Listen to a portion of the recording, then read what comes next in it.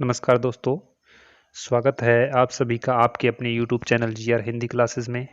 जैसा कि हम विगत कक्षाओं में, इससे पूर्व की कक्षाओं में 40 प्रश्नों की चर्चा हम कर चुके हैं और आज 40 से आगे प्रश्न संख्या 41 से हम शुरू करते हैं, जो कि प्रश्नों की संख्या 10 रहेगी। और ये आपका जो टेस्ट है, इस टेस्ट को आप देकर अपनी तैयारी को अच्छी प्रकार से परख सकते हैं। और YouTube पे आपको पहली बार ऐसा टेस्ट 10 प्रश्नों का जो कि सीईटी के लिए है। और सबसे बड़ी बात इसमें ये है आपको कि जो प्रत्येक प्रश्न का उत्तर है वो आपको व्याख्या के साथ, आप इन 10 प्रश्नों को 10 प्रश्न मत मानकर चलिए, ये मानकर चलिए कि आपको ये प्रश्न संख्या में कम से कम 40 होने वाले हैं। यानी प्रत्येक प्रश्न पे हम तीन चार प्रश्नों की चर्चा हम जरूर करेंगे। तो इसलिए आप इसको पूरे मनोयोग के साथ, पूरे अपने तैयारी के साथ, पूरे अच्छे प्रकार से मन लगाकर इस कक्षा को जरूर देखें। 10 प्रश्न लगाने के बाद में आपको ऐसा लगेगा कि मैं बहुत कुछ सीख गया हूँ। और इसी प्रकार से आप श्रृंखला है, इससे आप जुड़ सकते हैं और आपको इसका बहुत फायदा होगा। तो ज़्यादा देरी ना करते हुए आज हम कक्षा की शुरुआत करते हैं। पहला प्रश्न देखिए आप, क्रिया के कितने भेद होते हैं? पहला प्रश्न आज हमने क्रिया से उठाया है। तो इसमें क्या दिया इसने दिया कि क्रिया के कितने भेद होते हैं। भेद पूछा है, एक होता है, दो होते हैं, तीन होते हैं या चार होते हैं। तो क्रिया के, आपको पता है क्रिया के भेद होते हैं तीन। कितने होते हैं? क्रिया के तीन भेद होते हैं। और क्रिया के तीन भेद होते हैं और उसी क्रिया को हम तीन भेदों में, तीन भागों में किस प्रकार से बांट सकते हैं, इसकी चर्चा हम अभी करते हैं आगे। देखिए आप, देखिए क्रिया के कितने भेद होते हैं? तीन भेद होते हैं। पहला भेद होता है क्रम के आधार पर क्रिया, यानी किसी भी वाक्य को हम क्रम के आधार पर बांट सकते हैं। उस क्रिया को किस आधार पर बांट सकते हैं? हम क्रम के आधार पर बांट सकते हैं। और दूसरा होता है प्रयोग के आधार पर कह दीजिए, आप रचना के आधार पर कह दीजिए, बनावट के आधार पर कह दीजिए। तो यानी प्रयोग, रचना या बनावट के आधार पर क्रिया का भेद। दूसरा भेद क्रिया का कौन सा है? प्रयोग, रचना, बनावट के आधार पर क्रिया का दूसरा भेद। पहला कौन सा है? क्रम के आधार पर। और तीसरा कौन सा है? काल के आधार पर क्रिया के भेद। ये होते हैं क्रिया के तीन भेद। कितने भेद होते हैं? क्रिया के भेद होते हैं तीन। और इन तीन भेदों के उपभेद होते हैं, वो मैं आपको बता देता हूँ। वैसे भी हमने ये कक्षा पूरी डिटेल के साथ, पूरी व्याख्या के साथ, पूरी विस्तार के साथ करवा रखी है। आप प्लेलिस्ट में जाके देख सकते हैं। आपको कहीं भी ऐसा नहीं मिलेगा। एकमात्र ऐसा जो प्रश्न के साथ, प्रत्येक प्रश्न के साथ उत्तरों की व्याख्या सहित चर्चा की गई है। तो आप देखिए, जैसे पहला प्रश्न, पहला उठाते हैं हम, क्रिया के कितने भेद होते हैं? तो क्रिया के भेद कितने बताए हमने? तीन। और तीन में पहला कौन सा बताया था हमने? क्रम के आधार पर। और क्रम के आधार पर क्रिया के दो भेद होते हैं। कितने उपभेद होते हैं? दो उपभेद होते हैं। एक तो होता है अकर्मक क्रिया और एक होता है सकर्मक क्रिया। क्या होता है? एक होता है अकर्मक क्रिया और एक होता है सकर्मक क्रिया। और सकर्मक और अकर्मक क्रिया से हर बार परीक्षा में प्रश्न पूछ लिया जाता है कि निम्नलिखित वाक्य को पढ़कर बताइए कि ये अकर्मक है या सकर्मक है। तो इसी प्रकार से आपको ये ध्यान रखना है कि अकर्मक जिसमें कर्म नहीं है वो अकर्मक है, और जो कर्म के साथ वाक्य दिया हुआ है, जो क्रिया कर्म को कर्म के आधार पर दी हुई है, वो क्या होता है? सकर्मक। और इसी सकर्मक के दो उपभेद होते हैं। इसी सकर्मक के दो क्या होते हैं? उपभेद होते हैं। इसमें सकर्मक के जैसे एक कर्मक, इसी सकर्मक में क्या होता है? इसमें होता है एक कर्मक। और दूसरा होता है द्विकर्मक। दूसरा कौन सा होता है? द्विकर्मक। ज़्यादा विस्तार के साथ और नहीं जाएंगे इसमें, कक्षाएं ये जो क्लास है हमारी जो बड़ी हो जाएगी, इसलिए मैं आपको कुछ मुख्य मुख्य भेद बता रहा हूँ। आपको कम से कम इतना पता चले कि व्याकरण पढ़ रहे हैं हम तो व्याकरण के किस तौर पे किस तरीके से हमें पढ़ना चाहिए। दूसरा देखिए आप, प्रयोग, रचना, बनावट के आधार पर क्रिया के 8 उपभेद होते हैं। कितने उपभेद होते हैं? 8 उपभेद होते हैं। और नाम सिर्फ बताऊं आपको मैं, अगर विस्तार से पढ़ना है आप कमेंट बॉक्स में बताएं, इसके विस्तार के साथ पूरी व्याख्या के साथ और प्रत्येक उपभेद की व्याख्या के साथ, प्रत्येक उपभेद के एक उदाहरण के साथ समझाया जाएगा आपको। और वैसे आप प्ले लिस्ट में जाके देख सकते हैं, और डिटेल से पढ़ना चाहते हैं, इस पीपीटी के माध्यम से पढ़ना चाहते हैं, इस पीपीटी के माध्यम से पढ़ना चाहते हैं, पीडीएफ आप प्राप्त करना चाहते हैं 10 प्रश्नों की, आप पीडीएफ प्राप्त करना चाहते हैं तो हमारे जो टेलीग्राम ग्रुप है वो दिया हुआ है, उसमें जाके आप जुड़ सकते हैं। वहाँ आपको इन प्रश्नों की पीडीएफ भी मिल जाती है और वीडियो को आप शेयर भी करें अपने दोस्तों में। इसमें 8 भेद होते हैं। कौन कौन से होते हैं? सामान्य क्रिया, संयुक्त क्रिया, पूर्वकालिक क्रिया, नाम धातु क्रिया, कृदंत क्रिया, प्रेरणार्थक क्रिया, सजातीय क्रिया और सहायक क्रिया। ये है क्रिया के प्रयोग, रचना, बनावट के आधार पर 8 भेद होते हैं। किसके आधार पर? प्रयोग, रचना, बनावट के आधार पर क्रिया के 8 भेद होते हैं। क्रिया के कितने भेद होते हैं? 3 में पहला कौन सा था? कर्म के आधार पे, और कर्म के आधार पे उसके कितने उपभेद बांटे हमने? 2। दूसरा कौन सा है? प्रयोग के आधार पर। दूसरा कौन सा है? प्रयोग के आधार पर। प्रयोग के आधार पर कितने उपभेद बांटे? 8। अब आगे चर्चा करते हैं हम अंतिम की, क्रिया का अंतिम भेद। कौन सा? क्रिया का अंतिम भेद कौन सा है? काल के आधार पर। बहुत ही इंपॉर्टेंट मुख्य रूप से प्रश्न परीक्षा में काल के आधार पे और कर्म के आधार पर क्रिया के भेद पूछता ही पूछता है। या तो आपसे ये पूछ लेगा सहकर्मक है या अकर्मक, या आपसे पूछ लेगा वर्तमान है, भूतकाल है, भविष्य काल क्रिया है, कौन सी क्रिया है, इसके आधार पे आपसे जरूर पूछ लिया जाता है। तो इसी काल के आधार पर हम देखते हैं, पहला है भूतकालिक क्रिया। जो भूतकाल, ये पास्ट की बात करते हैं, जो पास्ट में बीत चुका है उसकी बात करते हैं तो भूतकालिक क्रिया होती है। वर्तमान कालिक क्रिया होती है, प्रेजेंट की बात करते हैं इसमें।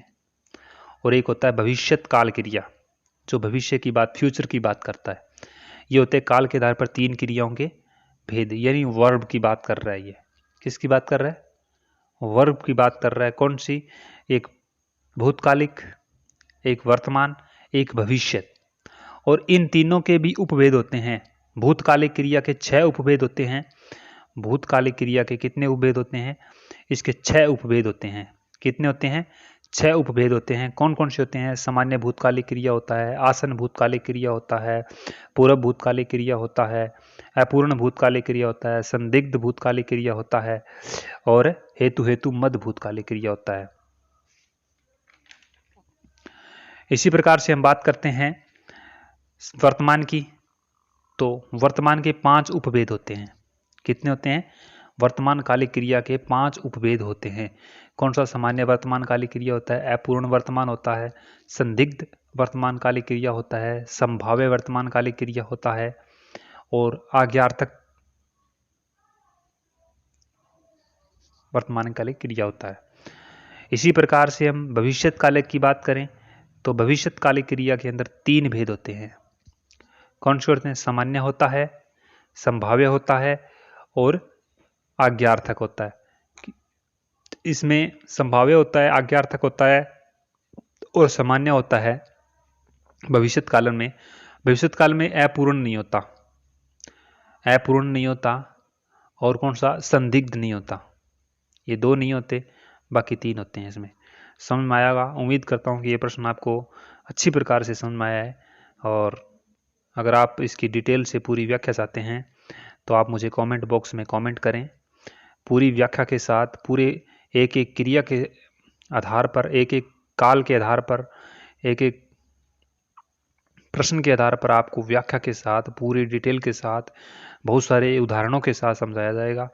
और आप प्ले लिस्ट में जाकर बहुत सारी वीडियो पड़ी है वो भी देख सकते हैं। अगला प्रश्न देखते हैं हम। उच्चारण अवधि के आधार पर स्वरों के भाग बताइए। किसके आधार पर? उच्चारण अवधि। स्वर क्या होता, स्वर कितने होते हैं? स्वर संख्या में कितने होते हैं? स्वर संख्या में होते हैं 11। कितने होते हैं? 11। व्यंजन कितने होते हैं? 33 होते हैं। स्वर कितने हैं? 11। और व्यंजन कितने हैं? व्यंजन है 33। व्यंजन है 33, स्वर है 11, टोटल कितने हैं? 44। अगर आपसे कुल वर्ण पूछे, यही प्रश्न मैं इस प्रश्न में पहले आपको एक थोड़ा सा बता देता हूं। अगर आपसे यही पूछे कि कुल वर्ण कितने होते हैं, क्या पूछ ले? हिंदी वर्णमाला में, हिंदी में कुल वर्ण, अगर आपसे पूछ ले हिंदी में कुल वर्ण कितने होते हैं, तो हिंदी में कुल वर्ण होते हैं 52। याद रखना। अगर आपसे पूछ ले कुल ना दे और पूछ ले हिंदी में वर्ण कितने होते हैं, अगर आपसे पूछ ले हिंदी में वर्ण कितने होते हैं, तो 44 होते हैं।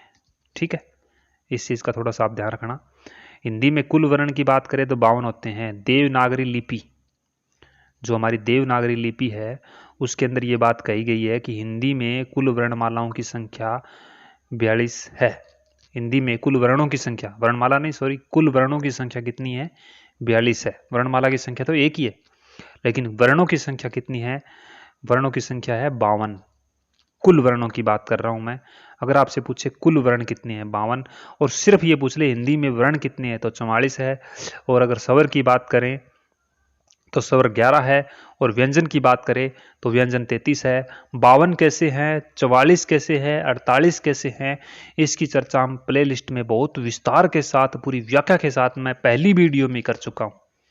तो आप हिंदी वर्णमाला, जो हिंदी व्याकरण की जो प्ले लिस्ट है, उसमें जाके जरूर देखें। तो हमारा प्रश्न क्या है? हमारा प्रश्न हमसे पूछ रहा है कि उच्चारण अवधि के आधार पर स्वरों के भाग है। उच्चारण अवधि के आधार पर। अवधि का मतलब क्या होता है? अवधि का मतलब होता है समय, टाइम पीरियड, कितना है बोलने का। उच्चारण के आधार पे, उच्चारण मतलब होता है बोलने में कितना समय लगता है। तो उच्चारण अवधि के आधार पर स्वरों को 2 भागों में बांटा गया है। अब आपसे प्रश्न पूछ ले 3 दिया ऑप्शन में और 2 भी दिया हो, तो कौन सा करोगे? 2 करोगे आप पेपर में। वैसे 3 होते हैं। एक प्लुत स्वर भी जोड़ दिया जाता है। उच्चारण आधार के भी कौन सा जोड़ दिया? प्लुत भी जोड़ दिया जाता है। लेकिन हमारी जो व्याकरण है, शुद्ध व्याकरण है, एनसीईआरटी की जो व्याकरण है, वो 2 मानती है। और एचएससी भी 2 मानती है। HSSC जो हमारा सीईटी का एग्जाम HSC लेने वाली है, वो भी इस बात को कितना मानती है? 2 मानती है। तो आपको याद रखना है उच्चारण अवधि के आधार पर स्वरों के भाग कितने हैं? 2 है। कौन कौन से हैं देख लीजिए आप। एक होता है लघु स्वर। कौन सा होता है? लघु स्वर कह दीजिए, मूल स्वर कह दीजिए, आदि स्वर कह दीजिए, हर्षव स्वर कह दीजिए, एक मात्रिक स्वर कह दीजिए, अखंडित स्वर कह दीजिए, या छोटे स्वर कह दीजिए, कोई फर्क नहीं पड़ता।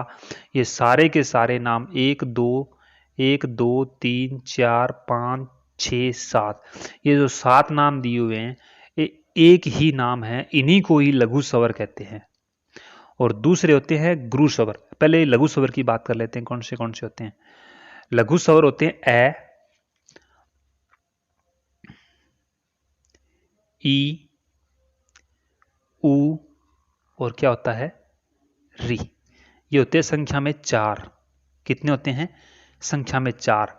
ये लघु स्वर होते हैं। अगर आपसे ऐसा प्रश्न पूछ लिया जाए भविष्य में लघु स्वरों की संख्या है, तो आपको बताना है 4 होते हैं, ए, ई, उ, री। और आपसे पूछ ले दीर्घ स्वर किसे कहते हैं, गुरु स्वर किसे कहते हैं, एक और खंडित स्वर किसे कहते हैं, और बड़े स्वर किसे कहते हैं। तो ये होते हैं संख्या में। एक तो होता है आ, एक होता है ई, बड़ी ई, एक होता है ऊ, एक होता है ए, आई, ओ और औ। कितने हो गए संख्या में? ये हो गए संख्या में 7। अगर आपसे पूछे, देख गिन लीजिए आप, 4 और 7 कितने होते हैं? 11। तो हमने स्वरों को बांट दिया ना 11। इसीलिए प्लुत स्वर को नहीं जोड़ा गया। प्लुत स्वर इन्हीं से बनता है, इन्हीं 11 से प्लुत स्वर बने जाते हैं। लेकिन स्वरों को अगर मूल रूप से देखा जाए तो 2 ही भागों में बांटा गया है। एक तो लघु स्वर है, एक मूल स्वर है, यह लघु स्वर है, और एक दीर्घ स्वर है। इनको लघु कहते हैं इसलिए कि छोटे हैं, ये दीर्घ क्या है, बड़े हैं। इनको मूल स्वर ये कहते हैं कि हिंदी व्याकरण माला में ये 4 वर्ण ऐसे हैं, हिंदी व्याकरण माला में ये 4 वर्ण ऐसे हैं जो मूल रूप से आए हैं। इसी से मैं आगे बता देता हूँ, आगे नेक्स्ट पेज पे आपको ये समझ लिया आपने, इसका स्क्रीनशॉट ले लीजिए। देखिए जैसे ए क्या है, मूल स्वर, और ई क्या है, मूल स्वर, ऊ क्या है, मूल स्वर, और री क्या है, मूल स्वर। ये 4 मूल स्वर है। इन 4 मूल स्वरों से संधि स्वर, इनको संधि स्वर भी कहते हैं दूसरों को। इन्हीं 4 से ए मिलकर क्या बन गया, आ। ई से ई मिलकर क्या बन गई, बड़ी ई, दीर्घ संधि हुई ना। ऊ से ऊ मिलकर क्या बन गया, बड़ा ऊ। और ए यानी ए और ई मिलकर क्या मिलके, ए प्लस ई मिलकर क्या बन गया, ए। और इसमें देख लीजिए ए प्लस ए मिलकर क्या बन गया, आई, या ए प्लस ऊ मिलकर क्या बन गया, ओ। और ए प्लस ओ मिलकर क्या बन गया, औ। देख लीजिए आप, ये दीर्घ स्वर है कि नहीं है, ये क्या है, दीर्घ स्वर है कि नहीं है, ये ओ है, मात्रा नहीं है यहाँ, ए प्लस ओ, औ। ठीक है, इसी प्रकार से इनको संधि स्वर भी कहते हैं। यानी प्रत्येक वर्ण में संधि हो रही है। देखो यहाँ भी संधि है, यहाँ भी संधि है, यहाँ भी संधि हो रही है, यहाँ भी संधि हो रही है, यहाँ भी संधि हो रही है ना संधि। तो इसी प्रकार इनको संधि स्वर भी कहते हैं। आगे आगे प्रश्न देखिए, संज्ञा के कितने भेद हैं। बड़े इंपॉर्टेंट प्रश्न हैं, बड़े छांट छांट कर प्रश्न आपके लिए लाए हुए हैं। आप वीडियो को ज़्यादा से ज़्यादा दोस्तों में शेयर करें ताकि मैं आपको हर रोज़ वीडियो दे सकूं, हमारा मोटिवेशन बने, और मैं आपको हर रोज़ वीडियो दूं कि जितने ज़्यादा लाइक, जितने ज़्यादा व्यू बढ़ेंगे उतनी ज़्यादा आपको वीडियो मिलेगी। ये सीईटी के लिए स्पेशल बैच है, और आपसे वादा करते हैं कि आने वाले एग्ज़ाम के अंदर आप ये पूरी टेस्ट सीरीज लगा लेते हो, बड़े ध्यान से, बड़े मनोयोग से लगा लेते हो, तो आपका ये मान के चलिए कि 10% 8% आते हैं, तो इसमें से आपको अगर 8 आते हैं तो 7% आपके कहीं नहीं जाएंगे, 10 आते हैं तो आपके 9%, 8-9% कहीं नहीं जाएंगे, यहीं से सोल्व हो जाएंगे। संज्ञा के कितने भेद होते हैं। एक एक प्रश्न जो परीक्षा में आए हुए हैं उनको थोड़ा सा मॉडिफाई करके प्रश्न दिए हुए हैं ये, और सारे के सारे प्रश्न दिए हुए हैं इस प्रकार से दिए हुए हैं कि उसकी हम चर्चा कर लें ऑप्शन के साथ। संज्ञा के कितने भेद होते हैं। संज्ञा का 1 भेद होता है, 2 होते हैं, 3 होते हैं, 4 होते हैं। कितने भेद होते हैं संज्ञा के। संज्ञा के 3 भेद होते हैं। कितने भेद होते हैं, संज्ञा के 3 भेद होते हैं। पिछली वीडियो में चर्चा कर चुके हैं, फिर भी मैं आपको बता देता हूं संज्ञा के 3 भेद कौन कौन से होते हैं। नंबर 1 कौन सा होता है, नंबर 1 व्यक्तिवाचक संज्ञा। कौन सा, व्यक्तिवाचक संज्ञा। नंबर 2 जातिवाचक संज्ञा। नंबर 3 भाववाचक संज्ञा। ये संज्ञा के 3 भेद होते हैं। एक तो व्यक्तिवाचक संज्ञा होती है, किसी विशेष व्यक्ति स्थान का बोध कराए, और एक जातिवाचक होती है, किसी ग्रुप का बोध कराए, और एक भाव होती है, किसी इमोशन भाव जो यानी क्या है, अदृश्य चीज का बोध करवाए, वो क्या होती है, भाववाचक संज्ञा होती है। इन पे भी वीडियो बड़ी अच्छी प्रकार से समझाई हुई है, एक बार वीडियो लगा के देखें आप, कभी जिंदगी में नहीं भूलेंगे संज्ञा। आगे देखिए, उल्लेख का सही संधि विच्छेद होगा। कौन सा शब्द दिया है, उल्लेख। उल्लेख का संधि विच्छेद होगा, उल्लेख का संधि विच्छेद होगा सी। क्या है इसमें दिया हुआ उत प्लस में लेख, यानी जिस शब्द के तय दिया हो या दिया हो दै, और उसके बाद में आ जाए लय, क्या आ जाए, लय आ जाए, तो उस तय और दै के स्थान पर क्या हो जाता है, लय हो जाता है। ये संधि का नियम है। इसे तय दै की संधि भी कहते हैं। यानी जिस शब्द के अंत में तय दिया हो, ये दिया हुआ है तय, देखो, और यहां पे भी लय दिया हुआ है, नियम फॉलो कर रहा है। जिस शब्द के अंत में तय दिया हो, लय दय दिया हो और बाद में लय दिया हो आगे, तो वो तय दय के स्थान पर क्या हो जाता है, लय हो जाता है। इसलिए इस संधि का क्या हो गया, उल्लेख। कौन सी संधि है, ये संधि है व्यंजन संधि। कौन सी संधि है, व्यंजन संधि। देखिए बड़ा इंपॉर्टेंट प्रश्न है, मारा मारी। मारा मारी में समास है, द्वंद्व समास है, मारा या मारी, मारेगा या मारी, कर्मधारय समास है, तत्पुरुष समास है, अविभाव समास है। तो मारा मारी में समास है अव्ययी भाव। कौन सा समास है, अव्ययी भाव समास है। मारा मारी, दो अव्यय वर्णों की आवृत्ति हो रही है, बार बार हो रही है ना, दो अव्यय वर्णों की आवृत्ति हो रही है। जहां अव्यय क्या होता है, जहां अव्यय, दो अव्यय वर्णों की आवृत्ति हो रही है, जैसे देखिए अव्यय प्लस अव्यय, अगर अव्यय प्लस अव्यय दिया हो, अव्यय प्लस अव्यय दिया हो तो वहां कौन सा समास होगा, अविभाव समास होगा। इतना बात आप याद रखना ध्यान से। और जहां संज्ञा प्लस संज्ञा दी तो वो कौन सा समास होता है, द्वंद्व समास होता है।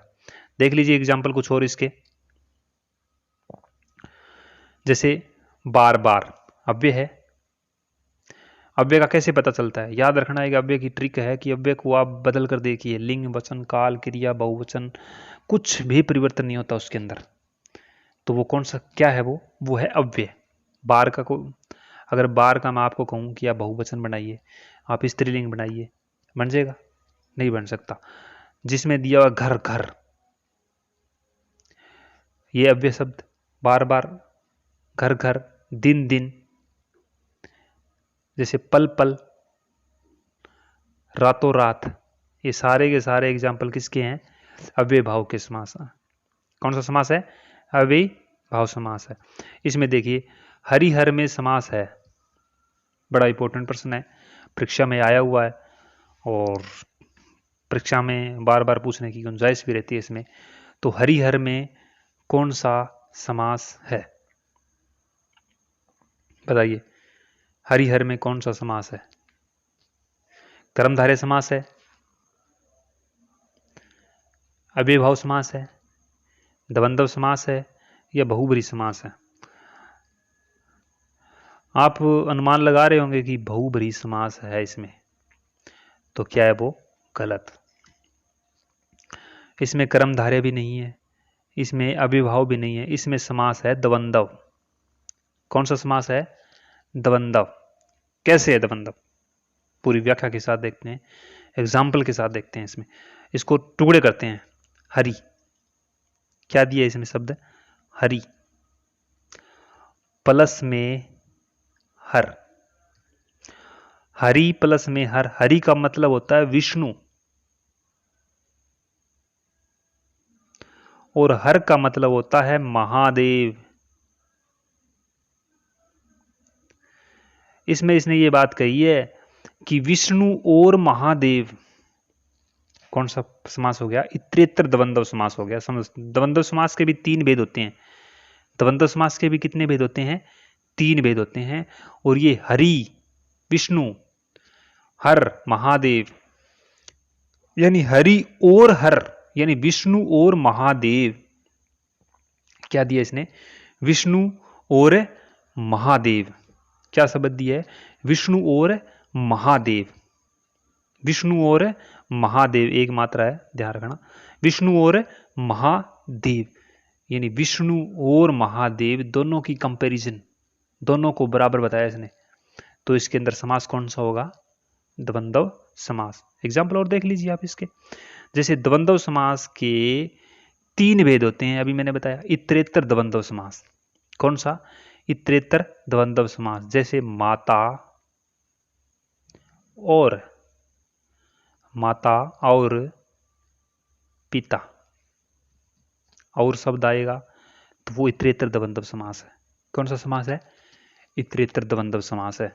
इसी प्रकार से समाहार देख लीजिए आप, समाहार, समाहार में क्या होता है? समाहार मतलब होता है कि कई इकट्ठा समूह है, समूह से याद रख सकते हो आप, इकट्ठा समूह है से, एक ट्रिक के लिए समूह से याद रख सकते हो समाहार। जैसे रोटी, कपड़ा, रोटी, कपड़ा, मकान आदि। ठीक है, ये होता है समाहार। समूह आ गया ना पूरा का पूरा, एक रोटी, कपड़ा, मकान आदि, चाय वाय आदि है, दाल रोटी मखनी आदि, उसे कपड़ा लत्ता आदि, ये जिसमें आदि आ जाए, कई प्रकार के शब्द आ जाए, तो वो समाहार दबंधव होता है। अच्छा, इसमें आता है वैकल्पिक दबंधव। परीक्षा में अब सीधे प्रश्न माता और पिता में समास बताइए ऐसे नहीं पूछेगा कभी भी। परीक्षा का पैटर्न बदल चुका है, हार्ड परीक्षाएं जो कठिन प्रश्न है वो देने लग गए हैं, तो इस प्रकार से आप थोड़ा सा गहराई में जाके पढ़ें। वैकल्पिक क्या होता है? वैकल्पिक आप पेपर में देखते होंगे, जो पेपर देते हैं उसमें 2 प्रश्न दिए होते हैं और 2 प्रश्न में एक वैकल्पिक दिया होता है, ऑप्शनल, जिसको क्या बोलते हैं? ऑप्शनल बोलते हैं। ऑप्शन दिया आपको, 4 में से 1 बताओ, 2 में से 1 बताओ। तो यानी क्या, इसमें क्या कह सकते हो आप? इसमें कह सकते हो जैसे लाभ होगा या क्या होगी? हानि। आप इसमें ये चीज ध्यान रखें, या क्या होगा? वैकल्पिक। आदि, समाहार और माता पिता, इसमें इतरेतर द्वंद्व समास। समझ में आ गया होगा आपको। इसी प्रकार से वो शब्द दिया हुआ था, हरिहर, विष्णु और महादेव। अब आगे प्रश्न देखिए, प्राधीन में उपसर्ग है। उपसर्ग का प्रश्न आ गया। प्राधीन में उपसर्ग है, जिसमें देख लीजिए पर प्लस में शब्द क्या है? अधीन। क्या शब्द दिया है? पर प्लस में अधीन। तो इस उपसर्ग कौन सा है इसके अंदर? पर उपसर्ग है। कौन सा उपसर्ग है? पर प्लस ए, और ए के बाद में क्या हुआ है? दीर्घ संधि हुई है। क्या हुई है? दीर्घ संधि। ए और ए के बाद में क्या हुआ है? दीर्घ संधि हुई है। इसमें उपसर्ग कौन सा हो गया? पर उपसर्ग हो गया, इसलिए प्राधीन। पर का अर्थ होता है दूसरा, और अधीन का मतलब जैसे दूसरे पर अधीन नहीं कहते कई बार कि दूसरे पर अधीन है ये। तो इसी प्रकार से आप इसके कई एग्जाम्पल और देख लीजिए। जैसे पर का मतलब क्या बताया मैंने? दूसरा। क्या होता है? दूसरा। इसी प्रकार से परहित, दूसरों के हित में सोचने वाला। किसके हित में? दूसरों के हित में सोचने वाला। परदादा, यानी दादा से ऊपर जो दादा होता है उसको क्या बोलते हैं हम? दूसरा दादा। दूसरा दादा उसको क्या बोलते हैं? परदादा। पर आश्रित, पर दीर्घ संधि हुई इसमें, पर प्लस में आश्रित, यानी दूसरों पर आश्रित है जो, पराश्रित। और पराधीन नहीं, पराधीन होता है, अभी आया है ये, पराधीन अभी समझा के आए हैं। तो इसीलिए इसमें उपसर्ग कौन सा है? इसमें उपसर्ग है पर। इस बात का थोड़ा ध्यान रखें। उम्मीद करता हूँ कि आपको ये क्लास पसंद आ रही है। पसंद आ रही है तो अपने दोस्तों में बिल्कुल वीडियो को शेयर ज़रूर करें और लाइक भी ज़रूर करें, और अच्छे अच्छे कमेंट भी कमेंट बॉक्स में डालें। क्यों, इसी प्रकार से हम आपके लिए रोज़ प्रत्येक हर दिन वीडियो लेकर आते रहें। 10 प्रश्नों की सीरीज, इसी प्रकार से इन 10 प्रश्नों को हम 40 प्रश्न बनाने की कोशिश करते हैं, तभी इतना हमारा टाइम लगता है। तो इस बात का थोड़ा आप ध्यान रखें। प्रत्यय का शब्द दिया हुआ है, प्रत्यय नहीं है। तो अड़ियल, इसमें क्या है? अड़ प्लस में ईयल प्रत्यय। इसमें क्या है? सड़ प्लस में ईयल प्रत्यय, और इसमें मर और प्लस में क्या है? ईयल प्रत्यय। लेकिन दड़ियल शब्द में कोई प्रत्यय नहीं है। क्या है? दड़ियल शब्द में कोई प्रत्यय नहीं है। इसी प्रकार से परीक्षा में प्रश्न पूछ ले जाते हैं कि प्रत्यय बताइए, तो दड़ियल शब्द में कोई प्रत्यय नहीं है। अड़ियल में है, सड़ियल में है और मरियल में है। और किस शब्द में प्रत्यय नहीं है? दड़ियल शब्द में प्रत्यय नहीं है।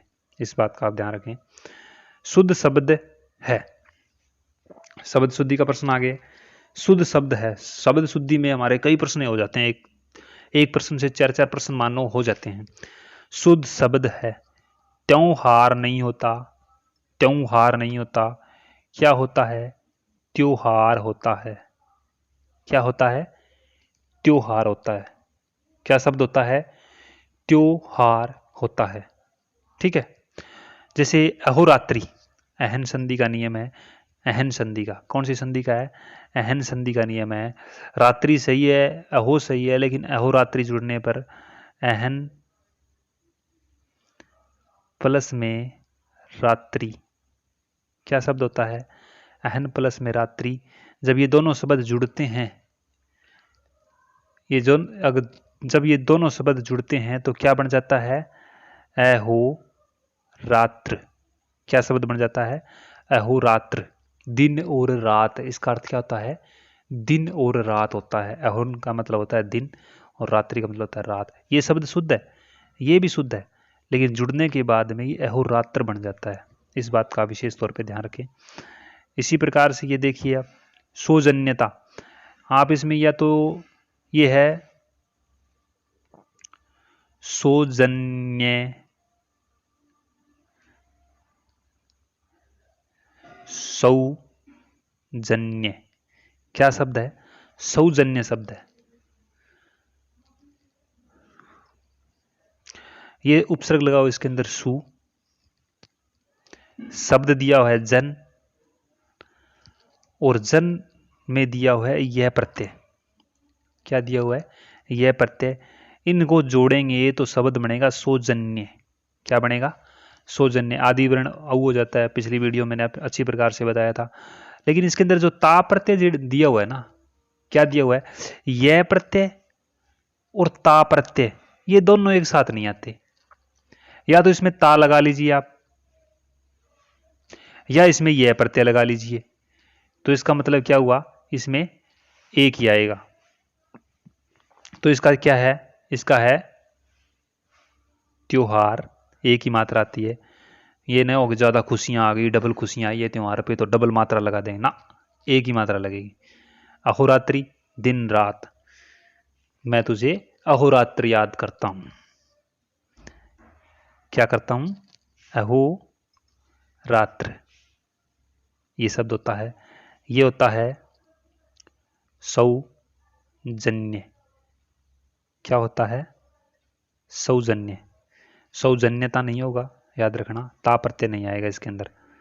और ये अनुच्छेद, ये सही है। ये अनुच्छेद है, च आगम संधि है। कौन सी है? मैं थोड़ा सा अलग कलर से लिख देता हूं। कौन सी है? च आगम संधि। क्या है इसमें? च आगम संधि है। ये च का आगम अनु प्लस छेद। क्या होता है? अनु प्लस छेद। इसी प्रकार से आज का अंतिम प्रश्न। तो फिर से मैं आपको कहता हूं कि क्लास आपको, मुझे लगता है कि बड़ी पसंद आ रही होगी। मैं इस चीज़ से संतुष्ट हो रहा हूं कि मैं बढ़िया तरीके से आपको समझाने की कोशिश कर रहा हूं। फिर भी और कोशिश रहेगी। आप अपने कमेंट बॉक्स में अपने विचार ज़रूर रखें। जहां कमी लगती है वो आप ज़रूर रखें, उसको फिर से एक इम्प्रूव किया जाएगा। जहां आपका अपना प्रश्न कोई अटक रहा है, इन प्रश्नों के अलावा आपका भी कोई प्रश्न और है जो आपको नहीं समझ में आ रहा है, तो आप कमेंट बॉक्स में रखिए।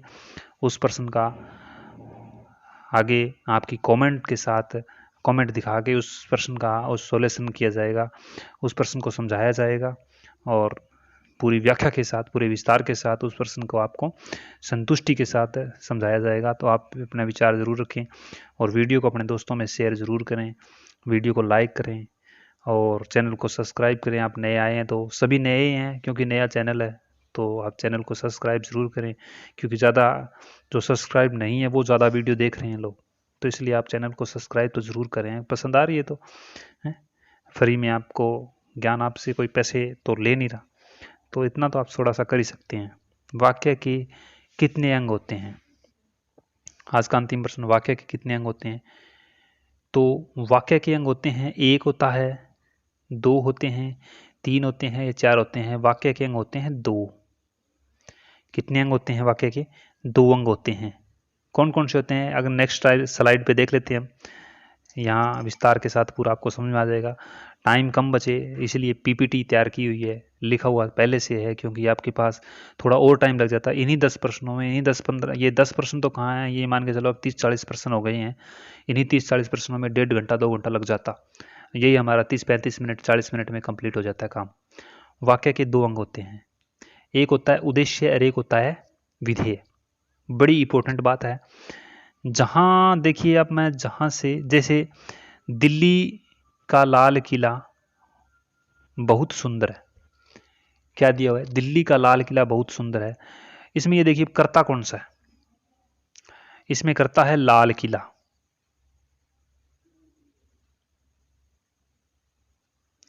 क्या है? लाल किला। इसमें दिया हुआ है लाल किला। लाल किला क्या है इसमें? इसमें लाल किला है कर्ता। ठीक है। और दिल्ली का लाल किला, कहां का लाल किला? दिल्ली का। तो ये क्या है? ये है कर्ता विस्तारक। ये कर्ता विस्तारक है, यानी कर्ता को विस्तार दे रहा है और बड़ा कर रहा है कर्ता को, और सरलीकरण कर रहा है। जैसे लाल किला, बोले कहां का लाल किला? बोले दिल्ली का। सुंदर है, ये क्या है? पूरक। सुंदर है, ये क्या है? पूरक। और ये क्या है? बहुत। बहुत है पूरक विस्तारक। क्या है? पूरक है विस्तारक। ये पूरक है, ये पूरक विस्तारक है, ये कर्ता है और ये कर्ता विस्तारक है। इतनी बात समझ में आ गई आपको? दिल्ली का लाल किला बहुत सुंदर है, यानी जो कर्ता, यहां से मैं कट कर देता हूं इसको, जो इसकी बात कर रहा है, जो ये ना इतना, ये वाक्य दिया हुआ है, ये क्या है? ये है उद्देश्य। ये पूरा का पूरा क्या है? उद्देश्य। यानी कहने की बात ये हुई, जो कर्ता और कर्ता का विस्तारक होता है वो क्या कहलाता है? उद्देश्य। और जो बाकी रह गया, अलग लिख देता हूं, ये जो रह गया पिंक कलर में, बहुत सुंदर, ये क्या है? विधेय। यानी वाक्य के दो अंग होते हैं, एक तो उद्देश्य होता है और एक होता है विधेय। ये है विधेय। पूरक और पूरक विस्तारक, क्रिया और क्रिया विस्तारक, वो क्या कहलाते हैं? विधेय कहलाते हैं। कर्ता और कर्ता विस्तारक, वो क्या कहलाते हैं? उद्देश्य कहलाते हैं। ये थे आज के हमारे कुछ प्रश्न। 10 प्रश्न, 10 प्रश्नों में हमने पूरी व्याख्या के साथ, पूरी डिटेल के साथ चीज़ों को समझने की कोशिश की है। उम्मीद करता हूँ कि आपको क्लास बहुत पसंद आई है। पसंद आई है तो अपने दोस्तों में, अपने साथियों में इस वीडियो को ज़रूर शेयर करें, चैनल ज़रूर सब्सक्राइब करवाएं। इसी प्रकार से मैं कहता हूँ इससे और बढ़कर और पूरी व्याख्या के साथ आपके सामने वीडियो लेकर आए हम, और पूरी डिटेल के साथ समझाएं, और आप भी कहें वाह क्या बात है, संतुष्ट हो जाएं। और कोशिश ये रहेंगे कि ज़्यादा हमारा जो व्यू और लाइक ज़्यादा बढ़ाते हैं आप, व्यू ज़्यादा बढ़ाते हैं, सब्सक्राइब ज़्यादा बढ़ाते हैं, तो हो सकता है कि हम आपके लिए बोर्ड पे और सामने फेस टू फेस आकर वीडियो लेके आएँ, और पूरी डिटेल के साथ। ये घंटा आधी घंटा पूरा, मैं कहूँ 2-3 घंटे की मैराथन हर बार लेकर आएँ, और पूरी डिटेल के साथ एग्ज़ाम तक आपका कवर करवा दें पूरा का पूरा सिलेबस। धन्यवाद। मिलते हैं नेक्स्ट वीडियो में। आपका प्यार इसी प्रकार से बना रहा था। धन्यवाद।